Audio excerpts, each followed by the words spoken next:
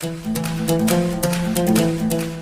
हिंद दोस्तों, मेरा नाम है वेदश्री त्रिवेदी और हम लोग इस समय पढ़ रहे हैं फाइनेंशियल अकाउंटिंग। इसमें हम लोग आज बिल्कुल एकदम लास्ट मेथड पढ़ने वाले हैं अपना, जिसको कहते हैं होलसेल मेथड। इससे पहले मैंने debtors method, stock and debtors method और फाइनल अकाउंट्स मेथड से रिलेटेड न्यूमेरिकल प्रॉब्लम्स भी आपको सॉल्व कराए हैं और उसका पूरा ओवरव्यू भी मैंने आपको बताया हुआ है, बेहतर तरीके से समझाया हुआ है। इन सभी का लिंक डिस्क्रिप्शन बॉक्स में दिया हुआ है। अगर आपने उनको नहीं देखा है तो बाद में जा करके आप उनको भी देख सकते हैं, ताकि आपकी तैयारी बेहतर तरीके से हो सके। यही मेरा प्रयास है आपके लिए। इससे पहले मैं आज अपना टॉपिक पढ़ना स्टार्ट करूं, यदि आपने हमारा चैनल सब्सक्राइब नहीं किया हुआ है तो कर लीजिए और बेल आइकन को जरूर प्रेस कर लीजिए, ताकि आने वाले वीडियोस का नोटिफिकेशन आपको आसानी के साथ में मिल सके और आपकी तैयारी बेहतर तरीके से सुचारू रूप से चल सके। तो आज हम लोग पढ़ने वाले हैं इसमें होलसेल मेथड। होलसेल मेथड, देखिए होलसेल मेथड क्या होता है। जब हेड ऑफिस ब्रांच को माल भेजती है तो उसको अधिकार होता है, मतलब ऑप्शन दिया जाता है, या तो आप थोक में माल सकती है और फुटकर भी बेच सकती है, दोनों तरीके से बेच सकती है, ठीक है ना। अब होता क्या है, अगर थोक में माल बेचा जा रहा है तो उसका मूल्य कम होता है कुछ, ठीक। लेकिन अगर वही छोटी छोटी किस्तों में करके फुटकर में बेचा जाए तो उसका मूल्य अपेक्षाकृत कुछ ज़्यादा होता है, इसकी अपेक्षा ये ज़्यादा होता है। तो हेड ऑफिस क्या करता है, अपनी ब्रांच के माध्यम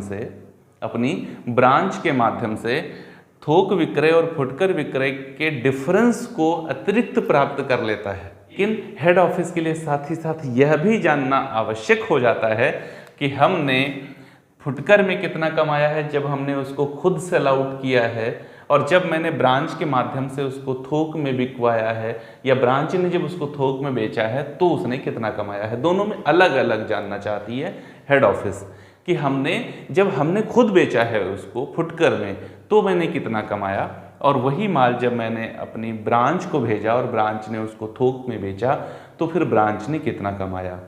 तो कुल मिलाकर के इसीलिए इसको होलसेल मेथड कहा जाता है। यहाँ पर एक ही साथ दो तरीके की कंडीशंस रन करती हैं।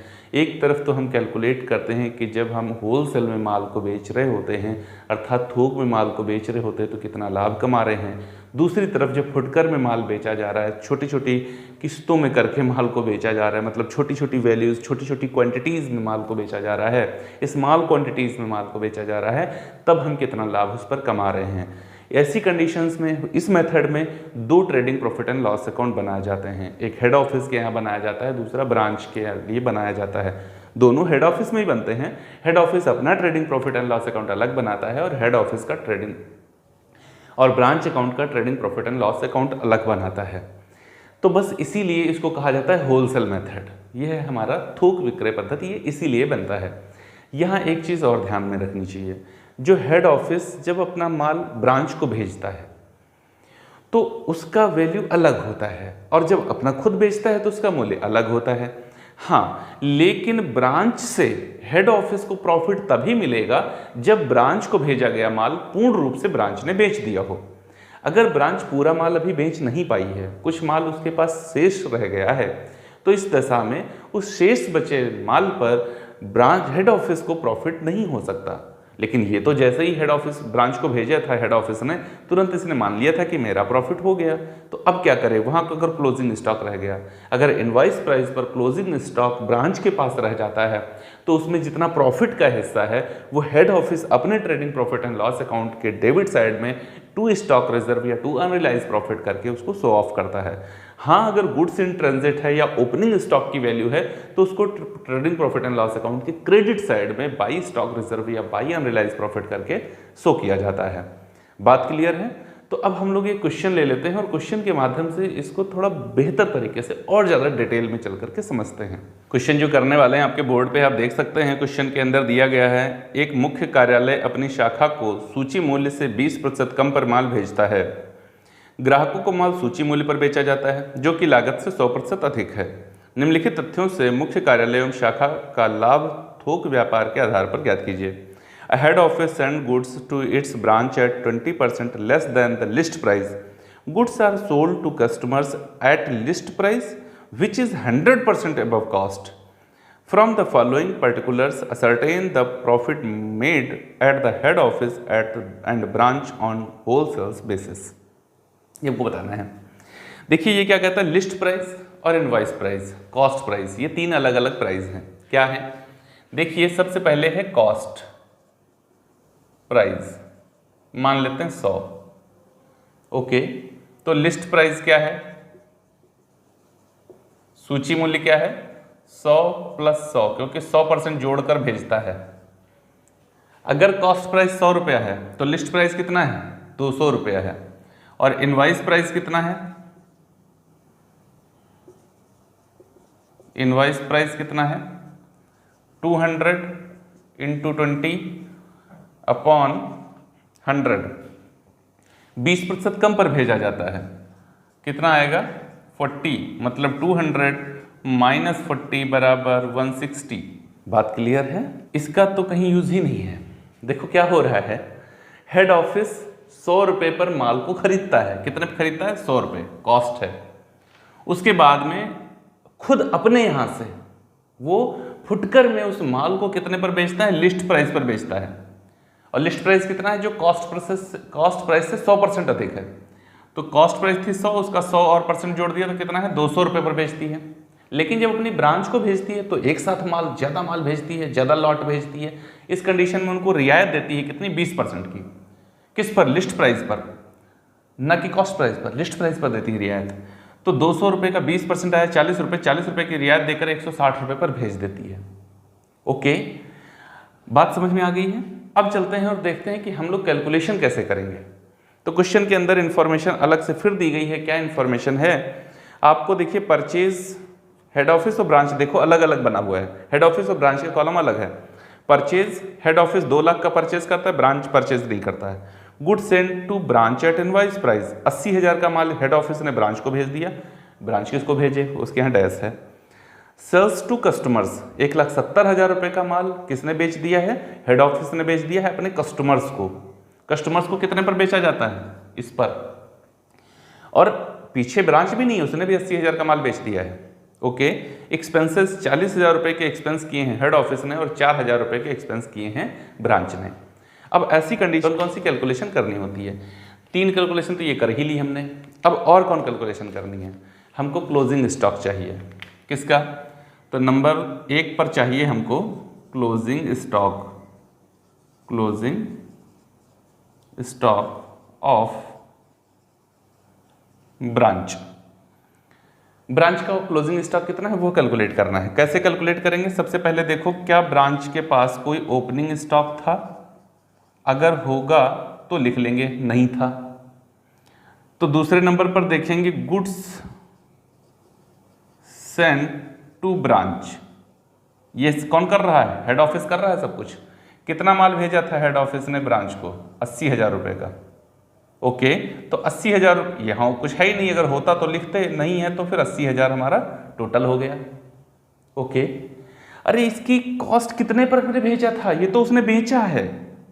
ये क्या है? ये तो वो माल है जो हेड ऑफिस ने भेजा था ब्रांच को और उसने 80,000 का बिक्री दिया हुआ। देखो, goods send to branch at invoice price, invoice price पर है 80,000, है ना? तो इसका इनवॉइस प्राइस था कितना? यहां से less invoice price. Invoice price कितना होगा इसका? इसका मूल्य कितना? देखो 200% पर। लिस्ट प्राइस क्या है? 200 रुपये, लेकिन इसको कितने पर भेजा है? इनवॉइस प्राइस पर 160 रुपये पर, है ना? तो 80,000 अपॉन 200 इंटू 160 कैलकुलेट करो कितना आएगा। 2 जीरो ये कट गया, 1 जीरो ये कट गया, 1 जीरो ये कट गया, 2 एकन 2, 2 चक्कू 8, 16 चक्कू 64, 64,000 रुपया उसका इनवॉइस प्राइस था। जो 80,000 रुपये का माल हेड ऑफिस ने अपनी ब्रांच को भेजा, उसका इनवॉइस प्राइस कितना बना? 64,000 का बना। इसका मतलब है कि उसमें क्लोजिंग स्टॉक कितना है इनवॉइस प्राइस पर? 16,000 रुपये का इनवॉइस प्राइस पर क्लोजिंग स्टॉक है। किसके पास में? ब्रांच के पास में। ये आ गया मेरा closing stock at invoice price. Okay, branch के पास में, हम लोग ब्रांच की बात कर रहे हैं। ओके, अब देखो ये 16,000 रुपये का माल बिका नहीं है, ये ब्रांच के पास रखा हुआ है। जब ब्रांच के पास ये रखा हुआ है तो इस पर प्रॉफिट नहीं होगा हेड ऑफिस को, तो अनरियलाइज प्रॉफिट हम लोग को चाहिए होगा। तो दूसरे नंबर पर निकाल देते हैं यहीं पर अनरियलाइज प्रॉफिट, या फिर स्टॉक रिजर्व उसको कहते हैं। अनरियलाइज प्रॉफिट कितना होगा, देखिए ये कैसे कैलकुलेट करेंगे, कॉस्ट कितनी थी और फिर इनवॉइस कितने का था, है ना। देखिए 16,000 रुपये का माल नहीं बिक पाया। कितने का माल नहीं बिका, 16,000 रुपये का माल नहीं बिका। ओके, कितना इनवॉइस प्राइस था, 160 रुपये का इनवॉइस प्राइस था। लेकिन कॉस्ट कितनी थी, 160 रुपये में कॉस्ट तो 100 रुपये है। भाई हेड ऑफिस की बात कर रहे हैं ना, तो हेड ऑफिस ने इसके लिए क्या पे किया था, 100 रुपया, जिसको ब्रांच कितने में बेचेगा, 160 में बेचेगा, तो हेड ऑफिस को कितना प्रॉफिट होगा, 60 रुपये का होगा। तो बस यहाँ आप इसको 60 से मल्टीप्लाई कर दें। क्या ये क्यों कर रहे हैं, देखो इसको जब हम 160 से डिवाइड कर देंगे तो 1% की वैल्यू आ जाएगी, और जब उस 1% की वैल्यू को 60 से मल्टीप्लाई दे देंगे तो 60% की वैल्यू आ जाएगी, और 60% ही तो प्रॉफिट है यहाँ पर। 100% तो कॉस्ट है, 100% कॉस्ट प्लस 60% प्रॉफिट बराबर 160%, तभी तो हमारा यह 160 रुपये तभी तो बन रहा है इनवॉइस प्राइस। तो इसको सॉल्व करो, कितना आएगा, ये तो सीधा सीधा 1 0 ये कट गया, 1 0 ये कट गया, और यहाँ इसको डिवाइड कर देंगे तो ये आ जाएगा 1000, और यहाँ 6 से मल्टीप्लाई दे देंगे तो ये आ जाएगा 6,000 रुपये अनरियलाइज प्रॉफिट हो गया है किसके पास में, हेड ऑफिस के पास में। ये जब अपना trading profit and loss account बनाएगी तो उसमें लिखेगी अनरियलाइज प्रॉफिट या स्टॉक रिजर्व कितना, 6,000 रुपये। अब एक पॉइंट और रह गया है, क्लोजिंग स्टॉक हेड ऑफिस का कर लेते हैं, देखते हैं क्लोजिंग स्टॉक कितना आएगा हेड ऑफिस का। तो यहाँ कैलकुलेशन करते हैं, closing stock of head office at cost. Cost price पर हेड ऑफिस के पास में कितना क्लोजिंग स्टॉक है, देखते हैं चल करके। सबसे पहले देखो हेड ऑफिस ने क्या किया था, माल परचेज किया था, गुड्स परचेज्ड। कितने रुपए का माल खरीदा था, 2 लाख रुपए का माल खरीदा था। उसके बाद इसमें से उसने माल बेच दिया 1,70,000 रुपये का, किसने, हेड ऑफिस ने। जब 1,70,000 रुपये का बेचा तो उसकी कॉस्ट क्या थी, हम लोग कॉस्ट की बात कर रहे हैं, 2 लाख रुपए खरीदा था वो तो कॉस्ट थी। तो कॉस्ट ऑफ गुड्स सोल्ड, जो माल इसने बेचा है उसकी कॉस्ट क्या है, देखो 1,70,000 रुपये का माल इसने बेचा है, और ये 100 रुपये वाला माल 200 रुपये में बेचता है। तो अगर 200 से इसको मल्टीप्लाई कर दें तो 1% की वैल्यू आएगी, और 100 से मल्टीप्लाई देंगे तो कॉस्ट प्राइस आ जाएगा। देखो कितना आएगा, 2 0 ये कट गए, 2 0 ये कट गए, 2 से इसको काट दिया तो ये 50 हो गया, 17 × 85, अर्थात ये 85,000 रुपये की लागत का माल इसने 1,70,000 रुपये में बेचा था अपने कस्टमर्स को, जिसकी कॉस्ट कितनी थी 85,000, और बेच दिया था इसने 1,70,000 रुपये में। बेचो कोई फर्क नहीं पड़ता, लेकिन 1,15,000 रुपये का माल इसके पास बचा हुआ है एट कॉस्ट। इसमें से इसने हेड ऑफिस ने ब्रांच को माल भेज दिया, तो गुड्स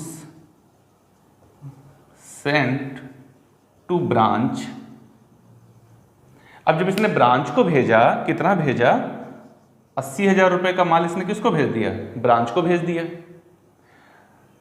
कितने पर भेज दिया, तो 160 रुपये पर भेज दिया।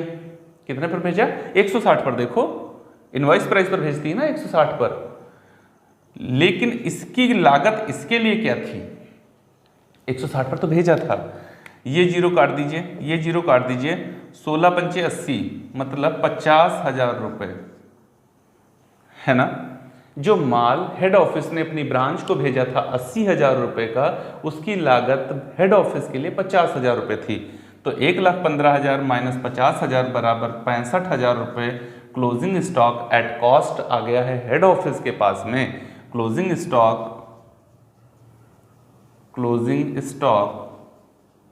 एट कॉस्ट हेड ऑफिस के पास में ये हो गया। देखो हेड ऑफिस की बात हम लोग कर रहे थे। तो ये 3 कैलकुलेशन मोस्टली आपको हेड ऑफिस और ब्रांच के संदर्भ में करनी होती हैं जब आप बना रहे होते हैं, जब आप होते हैं होलसेल मेथड में। वो 3 कैलकुलेशन कौन कौन सी हैं? आपको चाहिए होता है closing stock at invoice price. Closing stock at invoice price किसके लिए? ब्रांच के लिए। स्टॉक रिजर्व किसके लिए? हेड ऑफिस के लिए। और आपको चाहिए होता है closing stock at cost price head office के लिए। तीनों वैल्यू हमारे पास हो गई हैं। ओके, इनको लिख लेते हैं कहीं, क्योंकि आगे हम लोग क्वेश्चन करेंगे तो हमें ज़रूरत पड़ेगी। लिखना क्या याद रहेगा यार। अब चलते हैं और बनाएंगे चल करके trading profit and loss account head office के लिए भी, और ब्रांच से हम लोग बनाएंगे trading profit and loss account head office का और ब्रांच का। ये trading profit and loss account हम बना रहे हैं हेड ऑफिस के लिए और ये बना रहे हैं ब्रांच के लिए। ओके, सबसे पहले देखिए कैसे इसको तैयार किया जाएगा। तो टू परचेज बहुत ही आसान होता है, अगर हो तो ये भी लिखा जाता है टू ओपनिंग स्टॉक, है नहीं टू परचेज। हेड ऑफिस क्या कर रहा है? माल को परचेज कर रहा है। कितना माल परचेज किया है? 2 लाख रुपए का माल खरीद लिया है। ओके, फिर यहां पर बाय सेल्स कितना माल बेच दिया है? ब्रांच हेड ऑफिस ने 1,70,000 रुपए का माल उसने बेचा हुआ है। By goods send to branch, कितना माल उसने ब्रांच को भेज दिया? 80,000 रुपए का माल उसने ब्रांच को भेज दिया। बाय क्लोजिंग स्टॉक, कैलकुलेशन कर चुके हैं, 65,000 रुपए का closing stock at cost price आया था हेड ऑफिस का। इसका टोटल करिए, 3 जीरो कॉमन हो जाएंगे, 5, 8 7 15 6 21 और 2 1 3, 3,15,000। ये 3,15,000 रुपये हम लोग यहाँ पर लेकर के आएंगे और यहाँ पर बैलेंस निकाल देंगे तो 1,15,000 रुपये ग्रॉस प्रॉफिट हो जाएगा। टू ग्रॉस प्रॉफिट CD, इसी को लेकर यहाँ आएंगे by gross profit BD 1,15,000। Okay, 1,15,000। फिर हम लोगों ने स्टॉक रिजर्व निकाला था या अनरियलाइज प्रॉफिट कह लीजिए, क्योंकि 16,000 रुपये का माल बच गया है क्लोजिंग स्टॉक के रूप में ब्रांच के पास, जिस पर इसको प्रॉफिट मिलता 60% का, जो कि अब नहीं मिल पाएगा क्योंकि 16,000 रुपये का माल बिका नहीं। तो यहाँ पर टू अनरियलाइज प्रॉफिट हम कैलकुलेट कर चुके हैं 6,000। टू एक्सपेंस इसने खर्च किया है 40,000 रुपये का। अब आप क्रेडिट का टोटल करिए, डेबिट में अंतर निकाल दीजिए, आ जाएगा टू नेट प्रॉफिट। यहाँ का टोटल करिए 1,15,000 रुपये, यहाँ लेकर के आइए 1,15,000 माइनस करिए तो 3 जीरो तो ऐसे ही हो जाएंगे, यहाँ पर 6 यहाँ पर 5, इसका मतलब 9, 9 6 हो गया 15, हासिल आ गया 1, 4 और 1 हो गया 5, और यहाँ पर है हमारा कितना 11। तो 5 में कितना जोड़ें कि 11 हो जाए, तो 6 जोड़ दें 11 हो जाए, ये हो जाएगा 69,000 रुपये टू नेट प्रॉफिट। किसके लिए?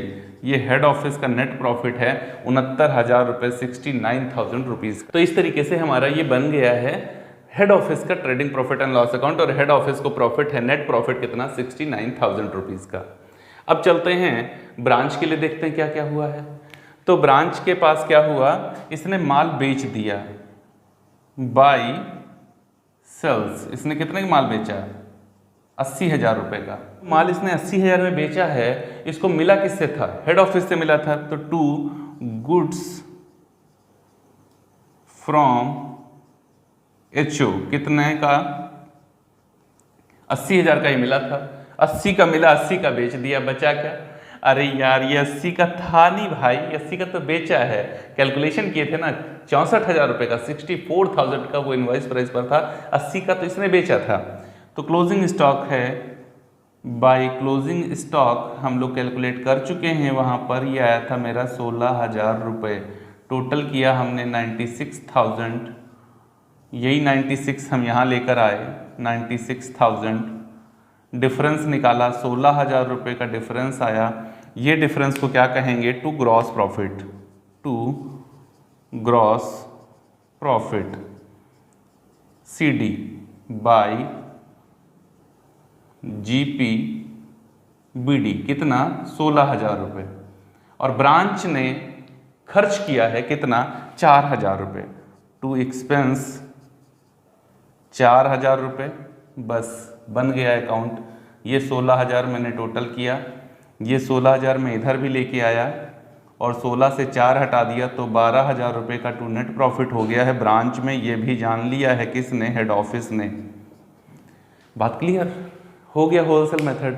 होलसेल मेथड बहुत अच्छा मेथड होता है, अर्थात बहुत अच्छा मेथड कहने का मतलब है कि एग्जामिनेशन के पॉइंट ऑफ व्यू से जब कभी पेपर बहुत स्टैंडर्ड आता है तब होलसेल मेथड का क्वेश्चन पूछा जाता है। ये क्वेश्चन जो मैं आपको करा रहा हूँ ये 1/4 फिगर्स के साथ में, मतलब जैसे 80,000 है तो 20,000 करके, 2 लाख है तो 50,000 करके, ऐसे करके कानपुर यूनिवर्सिटी में 2015 में ये क्वेश्चन पूछा गया है। मोस्ट इंपॉर्टेंट क्वेश्चन होता है। अगर पेपर स्टैंडर्ड आता है तो होलसेल मेथड से आता है, और अगर पेपर नॉर्मल आता है, ब्रांच अकाउंट से क्वेश्चन पूछा जाता है, तो फिर डेटर्स मेथड से क्वेश्चन पूछा जाएगा और इनवॉइस प्राइस पर कैलकुलेशन करने को आपसे बोलेगा और ऐसा क्वेश्चन देगा जिसमें माल को कॉस्ट प्लस प्रॉफिट पर भेजा गया हो। तो मैंने आपको सारे ही मेथड बताए हैं, बिल्कुल डिटेल में समझाया है, फिर चाहे वो डेटर्स मेथड हो, स्टॉक एंड डेटर्स मेथड हो, फाइनल अकाउंट मेथड हो और या फिर होलसेल मेथड हो। और उम्मीद है कि आपने अगर उनको सही तरीके से देख लिया होगा तो सारे ही मेथड बहुत ही आसानी के साथ आपको समझ में आ भी गए होंगे। जैसा भी समझें अपनी प्रतिक्रियाएं हम तक भी पहुंचाया करें, और हमारा चैनल सब्सक्राइब नहीं किया है तो कर लीजिए और बेल आइकन को जरूर प्रेस कर लीजिए ताकि आने वाले वीडियोज़ का नोटिफिकेशन आपको आसानी के साथ मिल सके।